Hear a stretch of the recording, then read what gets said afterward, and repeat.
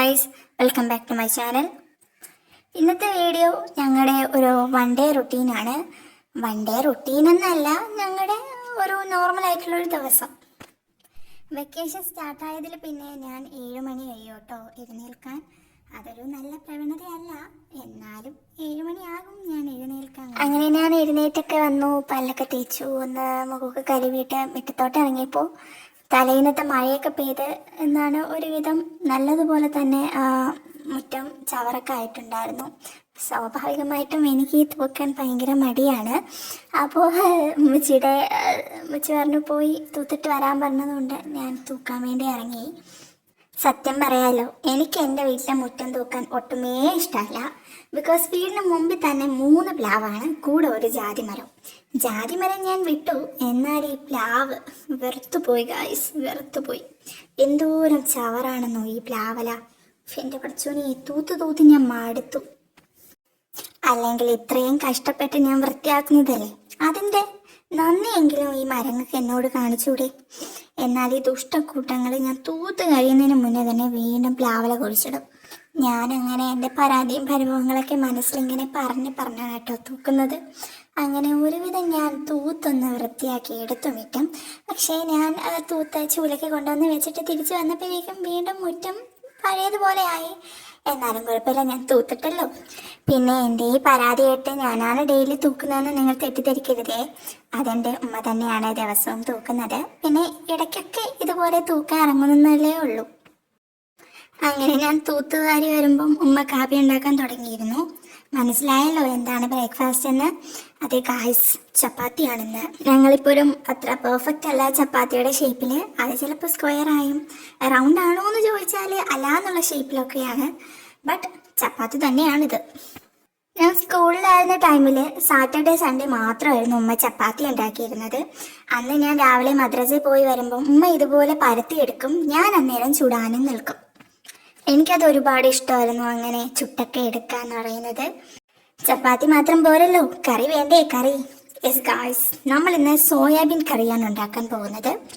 ഇടയ്ക്ക് ഞാൻ അടുപ്പിൽ ചെന്ന് നോക്കുന്നുണ്ട് അരി വെന്തോ തീയൊക്കെ ഉണ്ടോയെന്ന്. അങ്ങനെ തീയൊന്നും ഇല്ലയെന്ന് മനസ്സിലായപ്പോൾ തീയൊക്കെ ഇട്ടിട്ട് ഞാൻ തിരിച്ച് വീണ്ടും അടുക്കളയിലേക്ക് വന്നു. കാപ്പി പിടിക്കാൻ ഞങ്ങൾ 2 പേര് മാത്രമേ ഉള്ളൂ, അപ്പോൾ കുറച്ച് സോയ മതി നമുക്ക്. ഉമ്മ ചപ്പാത്തി ചുടാൻ തുടങ്ങി. പണ്ട് ടി വിയില് ആശീർവാദിന്റെ പരസ്യത്തില് കാണുന്ന ചപ്പാത്തി, അതിലെ ഫുൾക്ക എന്നാണ് പറയുന്നത്. അപ്പം അത് കണ്ടിട്ട് ഞാൻ ഇവിടെ വീട്ടില് ഉണ്ടാക്കി വെച്ചിട്ടുണ്ട് കേട്ടോ ഫുൾക്ക. പക്ഷെ അത് സക്സസ് ആയിട്ടുമുണ്ട്, നല്ല സ്മൂത്ത് ആയിട്ട് കിട്ടും.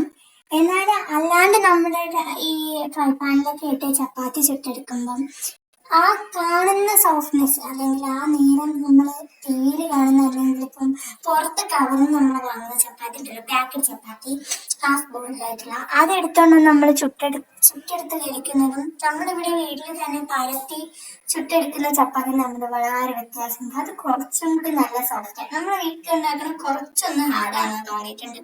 ഇനി എൻ്റെ വീട്ടിൽ ഉണ്ടാക്കുന്ന ചപ്പാത്തിയുടെ കുഴപ്പമാണോ എന്ന് എനിക്കറിയില്ല. എനിവേ, ഉമ്മ ചപ്പാത്തി ചുട്ടെടുത്തുകൊണ്ടിരുന്നു. ഞാൻ അന്നേരം സോയക്കറിക്ക് വേണ്ട സവാളയും തക്കാളിയും പച്ചമുളകും കഴുകി കട്ട് ചെയ്തെടുത്തു.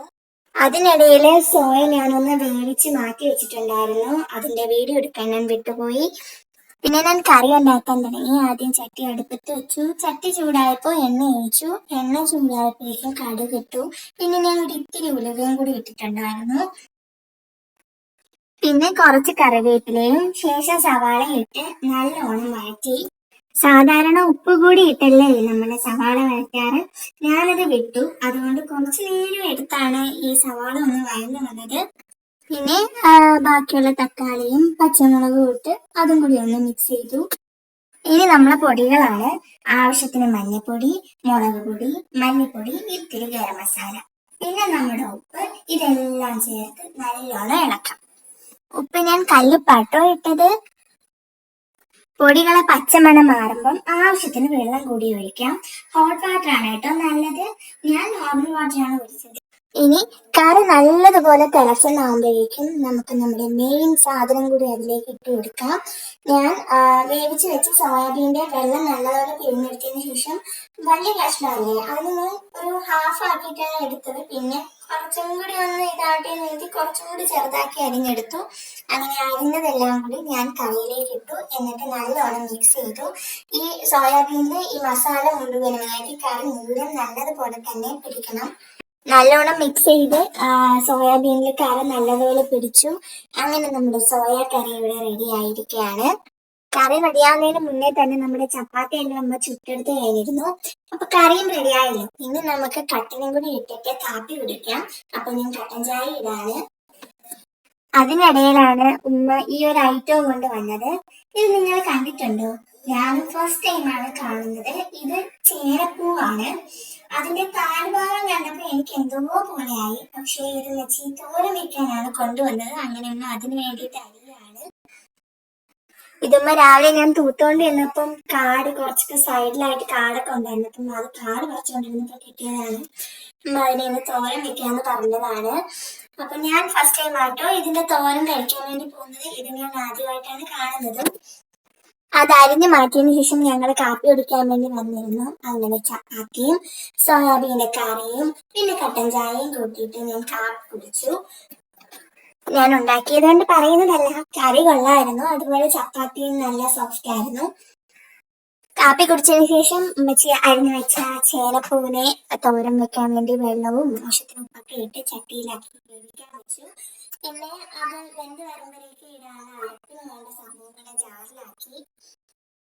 ഗൈസ്, ഇതാണ് ഫൈനൽ ചേനപ്പൂ തോരൻ. എങ്ങനെയുണ്ട്?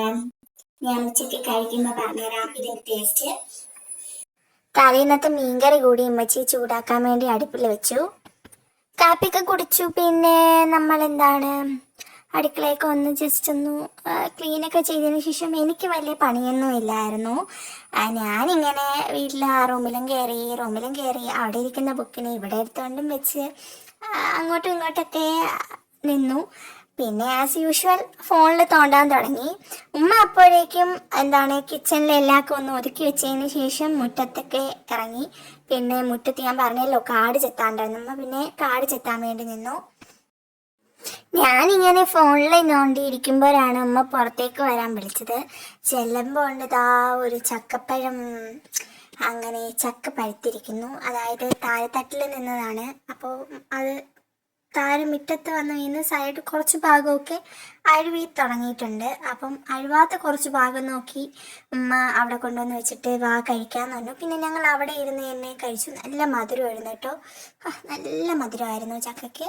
അങ്ങനെ അവിടെ ഇരുന്ന് ചക്കയൊക്കെ കഴിച്ചു. കുറേ ഭാഗം അതിൻ്റെ എല്ലാം അഴുവിപ്പോയി. ആ ഭാഗം ഒഴിച്ചിട്ട് ഈ നടുക്കുള്ള ഭാഗത്തുനിന്ന് കഴിക്കാൻ തുടങ്ങി. അത് കഴിഞ്ഞ് ബാത്റൂം ക്ലീൻ ചെയ്തതിന് ശേഷം ഞാൻ പോയി കുളിച്ച് വന്ന് പിന്നെ കുറച്ചു നേരം കൂടി അവിടെ ഇവിടെയൊക്കെ നിന്നതിന് ശേഷമാണ് ഞാൻ ചോറ് കഴിക്കാൻ വേണ്ടി പോയത്. അങ്ങനെ ചോറും മീൻ കറിയും നമ്മുടെ ചേനപ്പൂ തോരനൊക്കെ കൂട്ടി ഞാൻ ചോറ് കഴിച്ചു. നല്ല തോരനായിരുന്നു കേട്ടോ. എനിക്ക് പേഴ്സണലി അത് ഇഷ്ടപ്പെട്ടു. അതൊക്കെ കഴിഞ്ഞ് ഞാൻ മുകളിൽ ഞങ്ങൾ ഉണക്കായിട്ടിരുന്ന തുണികളെല്ലാം കൂടി പാക്കിക്കൊണ്ട് വന്നു. പിന്നെ അതിനെ മടക്കി വയ്ക്കാൻ വേണ്ടി തുടങ്ങി. അങ്ങനെ ഓരോ തുണികളെയും തരംതിരിച്ച് വെച്ച് ഞാൻ മടക്കുകയാണ്. അതൊക്കെ കറക്റ്റിന് അലമാരിയിലൊക്കെ ഞാൻ എടുത്തു വെച്ചു. പിന്നെ ഞാൻ പറഞ്ഞില്ലേ അമ്മ കാടൊക്കെ ചെത്തിപ്പറിച്ച് വെച്ചെന്നു. അപ്പോൾ അവിടേക്ക് ഒന്ന് വൈകുന്നേരം ചെത്തിപ്പറിച്ചേക്ക് ഒന്ന് നോക്കാൻ വേണ്ടി പോയി. ഇവിടെയൊക്കെ നിറച്ച് കളകളായിരുന്നു. അതെല്ലാം അമ്മ കൈമാന്തി ഉണ്ടല്ലോ അത് വെച്ചിട്ട്, കൈമാന്തി എന്നല്ല അതിനെ പറഞ്ഞത്, ഞങ്ങളിവിടെ കൈക്കോട്ടെന്ന് പറയുന്നത് കയ്യിൽ ഒതുങ്ങുന്ന രീതിക്കുള്ളൊരു നമ്മട്ടി ഉണ്ടല്ലോ അത് വെച്ചിട്ട് ഉമ്മച്ചി ക്ലീൻ ചെയ്തെടുത്തതാണ്. ഈ ഭാഗത്ത് നിന്നാട്ടോ ഉമ്മച്ചിക്ക് ചേനപ്പൂ കിട്ടിയത്. ഇത് ഞങ്ങളുടെ വീട്ടിലേക്ക് കയറി വരുന്ന കൊച്ചു റോഡാട്ടോ. മെയിൻ റോഡിൽ നിന്ന് ഒരു കൊച്ചൊരു റോഡാണ്. അതുവഴി കയറി വരുമ്പോൾ സൈഡിൽ സ്റ്റെപ്പ് കിടപ്പുണ്ട്. അപ്പോൾ സ്റ്റെപ്പ് വഴി നമുക്ക് വീടിലേക്ക് കയറി വരാം. അല്ലാണ്ട് വണ്ടികൾ കയറി വരാൻ ഈ റോഡിൽ നിന്ന് മുകളിൽ കൂടെ കയറുമ്പോഴേക്കും നമ്മളെ വീടിൻ്റെ ഉള്ളിലേക്ക് കയറി വരും.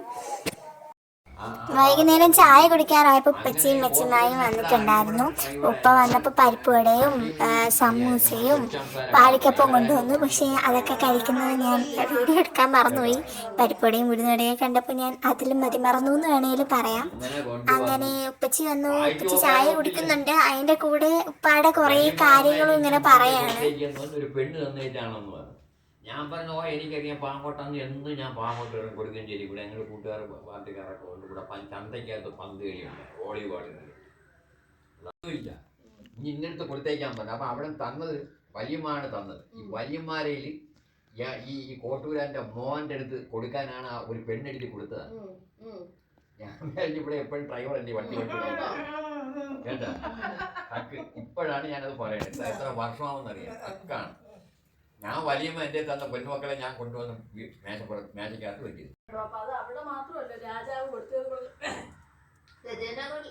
ആശുപത്രി അത് പണ്ടത്തെ രാജഭരണ കാലത്തുള്ള കണ്ണാശുപത്രി എപ്പുറത്താണ് ജനറൽ ആശുപത്രി. അന്ന് രാവിലെ നമ്മള് കണ്ട്. അന്ന് രാവിലെ ഞമ്മളും കാപ്പി കുടിച്ചപ്പോ ഞാനും ഉമ്മച്ചുമായി കൂടി കണ്ടില്ലേ. ജനറൽ ആശുപത്രി എന്നാണ് അറിയപ്പെടുന്നത്. ജനറൽ എന്നുള്ളത് ജനറൽ ആശുപത്രി ജനറൽ എന്നാണ് അവിടെ ഇരിക്കുക. ജായും ന്യായും റായും ജനറൽ. അതിന്റെ തൊട്ട് താഴെയാണ് കണ്ണാശുപത്രി.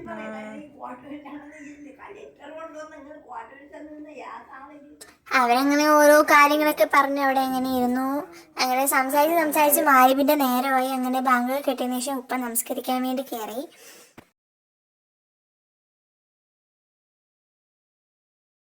മാരിബും ഇഷാരും നമസ്കാരം കഴിഞ്ഞതിന് ശേഷം പിന്നെ ഞങ്ങൾ ഫുഡ് കഴിക്കാൻ വേണ്ടി പോയിരുന്നു.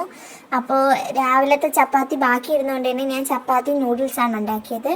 ഉപ്പച്ചയും ഉമ്മച്ചിയും കൂടി ചോറും പിന്നെ മീൻകറിയും തോരനും പിന്നെ 2 മുട്ടയും കൂടി എടുത്ത് പൊടിച്ചു. അങ്ങനെ അതൊക്കെ കൂട്ടി അവർ കഴിച്ചു. അവർ സംസാരിച്ചും പറഞ്ഞൊക്കെ കഴിക്കുമ്പോഴേക്കും ഞാൻ എൻ്റെ ആഹാരം ഉണ്ടാക്കുകയാണ്.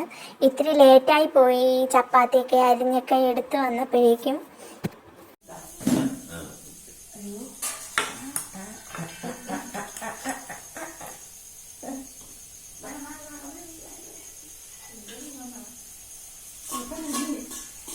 ഫൈനലി എൻ്റെ ഫുഡും റെഡി ആയിരിക്കുകയാണ്. അങ്ങനെ ഞാൻ പിന്നെ അവർക്കൊപ്പം ഇരുന്ന് കഴിച്ചു. ഇത് ഉപ്പാടെ ഹാൻഡ് റൈറ്റിംഗ് കേട്ടോ. അപ്പോൾ ഉപ്പച്ചി ഏതോ ഒരു മരുന്ന് വാങ്ങാൻ വേണ്ടിയിട്ട് അത് എഴുതിയെടുത്തതാണ്. അപ്പോൾ അത് ഞാനൊന്ന് വീഡിയോ എടുത്തതാണ്.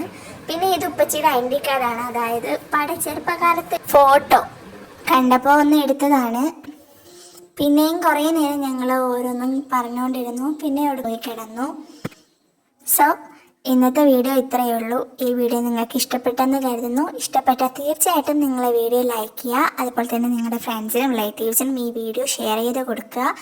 അതുപോലെ തന്നെ നിങ്ങളുടെ വിലയേറിയ കമൻസ് എല്ലാം കമൻറ്റ് ബോക്സിൽ അറിയിക്കുക. ഇനി അടുത്തൊരു വീഡിയോ ആയിട്ട് വരും വരേക്കും എല്ലാവർക്കും ബൈ.